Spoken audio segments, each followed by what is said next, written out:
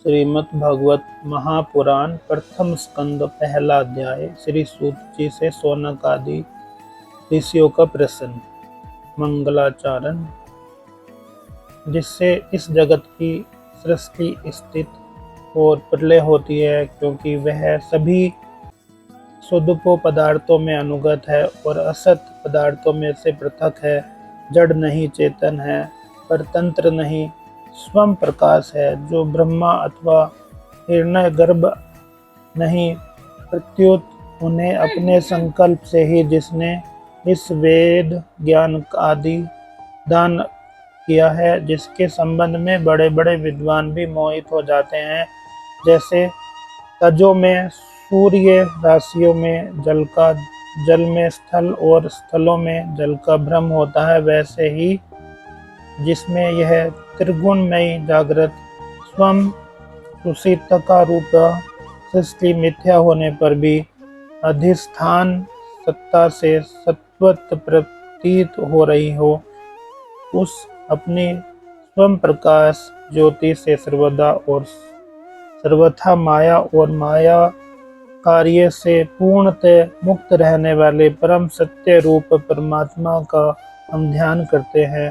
हे महामुने, व्यास देव के द्वारा निर्मित इस श्रीमद् भागवत पुराण में मोक्ष पर्यंत फल की कामना से रहित परम धर्म का निरूपण हुआ है।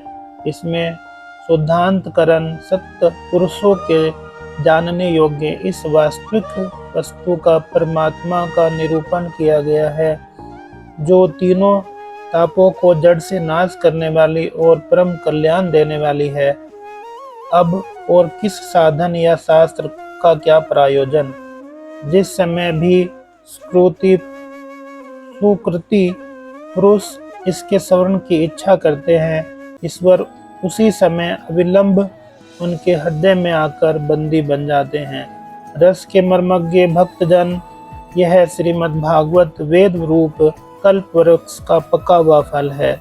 श्री सुखदेव जी रूप तोते के मुख का संबंध हो जाने से यह परमानंदमय सुधा से परिपूर्ण हो गया है।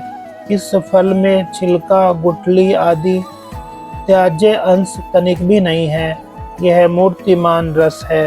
जब तक शरीर में चेतना रहे, तब तक इस दिव्य भगवत रस का निरंतर बार बार पान करते रहो। यह पृथ्वी पर ही सुलभ है।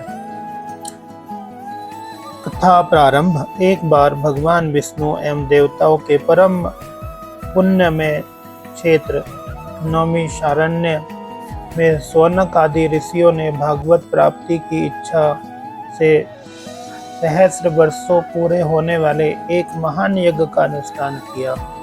एक दिन उन लोगों ने प्रातःकाल अग्निहोत्र आदि नित्य कर्मों से निवृत्त होकर सूत जी का पूजन किया और उन्हें उच्च आसन पर बिठाकर बड़े आदर से यह प्रश्न किया।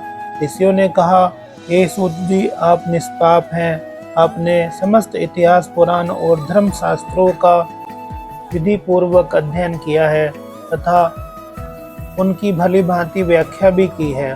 देवताओं में श्रेष्ठ भगवान बादनारायण एवं भगवान के सगुण निर्गुण रूप को जानने वाले दूसरे मुनियों को जो कुछ जाना है, उन्हें जिन जिन विषयों का ज्ञान है, वे सब आप वास्तविक रूप में जानते हैं। आपका हृदय बड़ा ही सरल है और शुद्ध है। इससे आप उनकी कृपा और अनुग्रह के पात्र हुए हैं। गुरुजन, आपने प्रेमी शिष्यों को गुप्त से गुप्त बात भी बता दिया है। आयुष्मान, आप कृपा करके यह बतलाइए कि उन सब शास्त्रों, पुराणों और गुरुजनों के उपदेशों में कलयुगी जीवों के परम कल्याण का सहज साधन आपने क्या निश्चय किया है? आप संत समाज के भूषण हैं। इस कलयुग में प्राय लोगों की आयु कम होने को आ गई है। साधन करने में लोगों की रुचि और प्रवृत्ति भी नहीं है। लोग आलसी हो गए हैं। उनका भाग्य तो मंद है ही, समझ भी थोड़ी है। इसके साथ ही वे नाना प्रकार की विघ्न बाधाओं से घिरे हुए रहते हैं। शास्त्र भी बहुत से हैं, परंतु उनमें से एक निश्चित साधन का नहीं है। उनके अनेक प्रकार के कर्मों का वर्णन है। साथ ही वे इतने बड़े हैं कि उनका एक अंश सुनना भी कठिन है। आप परोपकारी हैं, आप बुद्धि से उनका सार निकालकर प्राणियों के परम कल्याण के लिए हम श्रद्धालुओं को सुनाइए, जिससे हमारे अंतःकरण की शुद्धि प्राप्त हो। प्यारे सूत जी, आपका कल्याण हो। आप तो जानते ही हैं कि यदुवंशियों के राक्षस भक्त वत्सल भगवान श्री कृष्ण वासुदेव की धर्मपत्नी देवकी के गर्भ से क्या करने की इच्छा से अवतीर्ण हुए थे। हम उनको सुनना चाहते हैं। आप कृपा करके हमारे लिए इसका वर्णन कीजिए, क्योंकि भगवान का अवतार जीवों के परम कल्याण और उनकी भगवत प्रेममयी समृद्धि के लिए ही होता है। यह जीव जन्म मृत्यु और चक्र में पड़ा हुआ है। इस स्थिति में भी यदि वह कभी भगवान के मंगल में नामों का उच्चारण कर ले तो तब भी वह उसे मुक्त हो जाए, क्योंकि स्वयं भय भी भगवान से डरता है। सूत जी परम विरक्त और परम शांत मुनिजन भगवान के श्री चरणों की शरण में ही रहते हैं। अतएव उनके स्पर्श मात्र से संसार के जीवों की तुरंत पवित्र हो जाते हैं।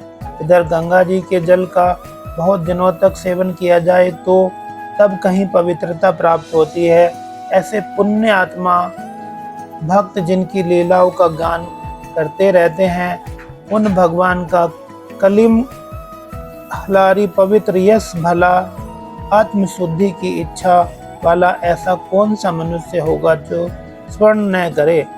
वे लीला से ही अवतार धारण करते हैं। नारद आदि महात्माओं ने उनके उद्धार कर्मों का गान किया है।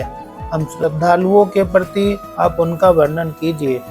बुद्धिमान सूत जी, सर्वसमर्थ प्रभु अपनी योग माया से स्वच्छंद लीला करते हैं। आप उन श्री हरि की मंगलमय अवतार कथाओं का अब वर्णन कीजिए। पुण्य कृति भगवान की लीला सुनने से हम कभी भी तृप्ति नहीं हो सकती, क्योंकि रसज्ञ श्रोताओं को पद पद पर भगवान की लीलाओं में नए नए रस का अनुभव होता है। भगवान श्री कृष्ण अपने को छिपाए हुए थे। लोगों के सामने ऐसी चेष्टा करते थे मानो कोई मनुष्य हो, परंतु उन्होंने बलराम जी के साथ ऐसी लीलाएं भी की, ऐसा पराक्रम भी प्रकट किया जो मनुष्य नहीं कर सकता। कलयुग को आया जानकर इस वैष्णव क्षेत्र में हम दीर्घकालीन सत्र का संकल्प करके बैठे हैं। श्री हरि के कथा सुनने के लिए हमें अवकाश प्राप्त है। यह कलयुग अंतःकरण की पवित्रता और शक्ति का नाश करने वाला है। इससे पार पाना कठिन है। जैसे समुद्र से पार जाने वालों को कर्णधार मिल जाता है, उसी प्रकार इस पार पाने की इच्छा रखने वाले हम लोगों से ब्रह्मा ने आपको मिलाया है। धर्म रक्षक ब्राह्मण भक्त योगेश्वर भगवान श्री कृष्ण आपने धाम में पधार अजान पर अधर्म ने अब किसी की शरण ली है, यह बताएं। पहला अध्याय समाप्त।